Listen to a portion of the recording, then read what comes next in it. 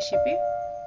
तर इथं मी घेतलेला आहे एक बाउल, त्यामध्ये 1 वाटी गूळ घेतलेला आहे।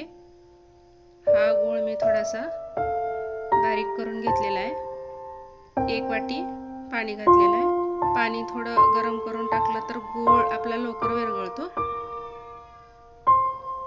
आणि 1 वाटी गुळाला 1 वाटी पाणी घालायचं। इथे मी 2 वाट्या कणिक घेतलेला आहे।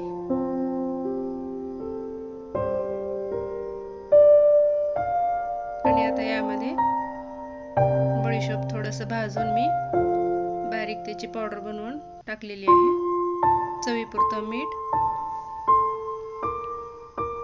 आता हे पिठामध्ये मिक्स करून घ्यायचं। आणि आता आपण जे गुळाचा पाक केलेला आहे तो असं चाळणीने आपल्याला चाळून यामध्ये घालायचा आहे। कारण गुळामध्ये खडे किंवा काड्या असू शकतात, त्यासाठी गाळणीने गाळून पाक यामध्ये घालायचा। आणि 2 वाट्या पीठ असेल तर 1 वाटी गूळ आणि 1 वाटी पाणी हे आपलं परफेक्ट असं माप आहे।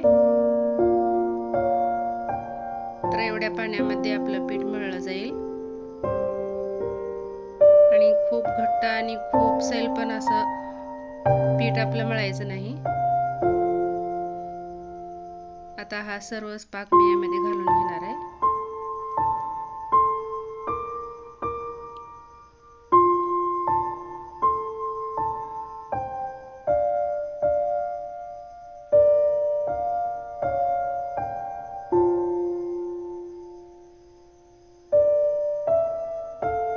आता आपण हाताने ह्याला चांगलं व्यवस्थित मळून घ्यायचंय।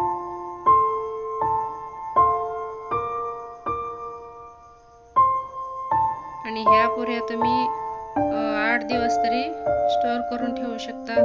प्रवासाला जाताना पण अशा ह्या पुऱ्या खूप दिवस टिकतात। थोडंसं जास्त कुरकुरीत तळायचं म्हणजे खूप दिवस टिकतात। थोडासा असं तेलाचा हात घेऊन आपल्याला हे व्यवस्थित मळून घ्यायचंय।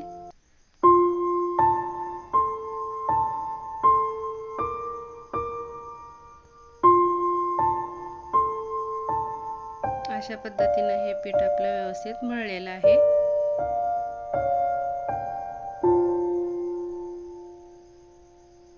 आणि आता आपण चपातीला जेवढा गोळा घेतो अशा पद्धतीनेच तेवढाच गोळा आपल्याला घेऊन त्याची व्यवस्थित चपाती लाटून घ्यायची आहे। खूप जाड ही लाटायची नाही आणि खूप पातळ ही नाही।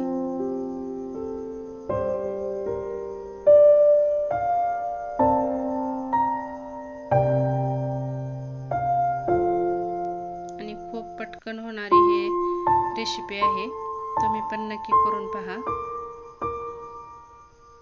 आणि गोड आपल्याला रेसिपी बनवायची असेल तर त्यामध्ये थोडंसं मीठ टाकायचं, त्यामुळे आपल्या पदार्थाला चांगली व्यवस्थित चव येते। आणि शक्यतो गुळाचा पदार्थ असला तर त्यामध्ये बडीशोपचाच वापर करायचा। आणि साखरेचा पदार्थ असला तर विलायचीचा वापर करायचा। आता असं मी एक डब्याचं टोपण घेतलेलं आहे कारकाटाचं। तुमच्याकडे जर अशा पद्धतीचं गोल काही असेल माप तर त्या मापाने असं व्यवस्थित गोल अशा पुऱ्या आपण कट करून घ्यायचेत।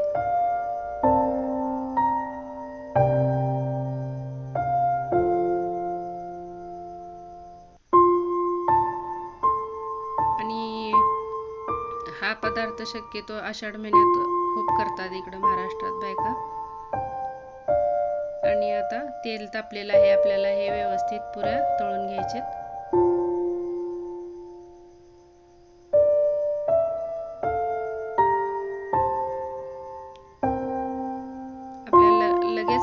आपल्याला जर लगेच खायचं असेल तर तुम्ही थोडंसं लालसर काढू शकता, किंवा जर स्टोर करून ठेवायचं असेल तर थोडंसं त्याला कुरकुरीत तळावं लागेल।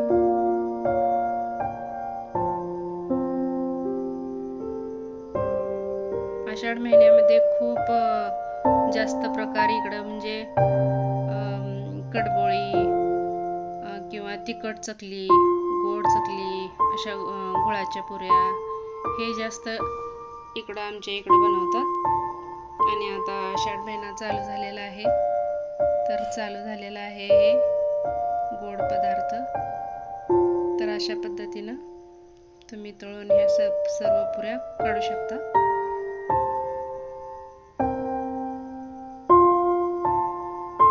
आणि खायला पण खुसखुशीत खूप छान लागतात. तर इथं तुम्ही पाहू शकता, थोडंसं मी कडकच काढलेले आहेत ह्या पुऱ्या. आणि हा व्हिडिओ आवडला असेल तर नक्की लाईक करा आणि सबस्क्राईब करा. भेटूया पुढच्या व्हिडिओमध्ये.